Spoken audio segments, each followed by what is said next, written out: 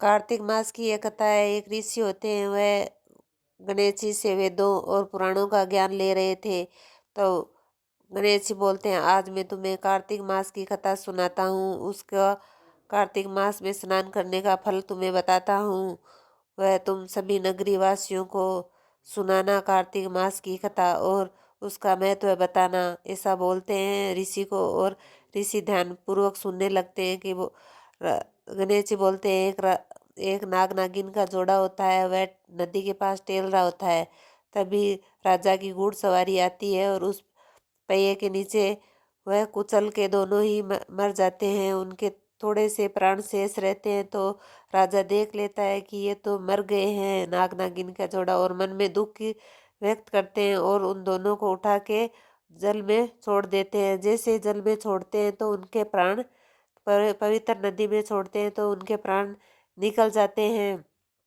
और वह जो सर्प होता है, वह नाग होता है, वह राजा के घर में पुत्र के रूप में पैदा होता है। और वह नागिन होती है, वह भीलनी के रूप में पैदा होती है किसी दूसरी नगरी में। और वह दोनों ही जीवन यापन करने लगते हैं अपने अपने स्थान पर। एक दिन राजा का बेटा सैर करने के लिए वन में गया तो भीलनी को देख के वह मोहित हो गया और उन्होंने जंगल में ही शादी कर ली।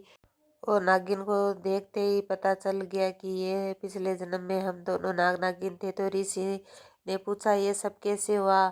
तब भगवान गणेश बताते हैं कि ये उनमें नदी में प्रवाहित करने से पहले तो उनमें थोड़ी जान थी, और पवित्र नदी में स्नान करने से उनकी मोक्ष हो गई और उन्हें ये जीवन मिला। उस सर्प योनि से उनको मुक्ति मिली। तब ये कथा ऋषि ध्यानपूर्वक सुनते हैं और बोलते हैं कि सभी नगरवासियों को मैं ये कथा सुनाऊंगा और कार्तिक मास में नहाने का पुण्य बताऊंगा। ये कहानी यही समाप्त होती है। आपको कैसी लगी कमेंट बॉक्स में ज़रूर लिखें।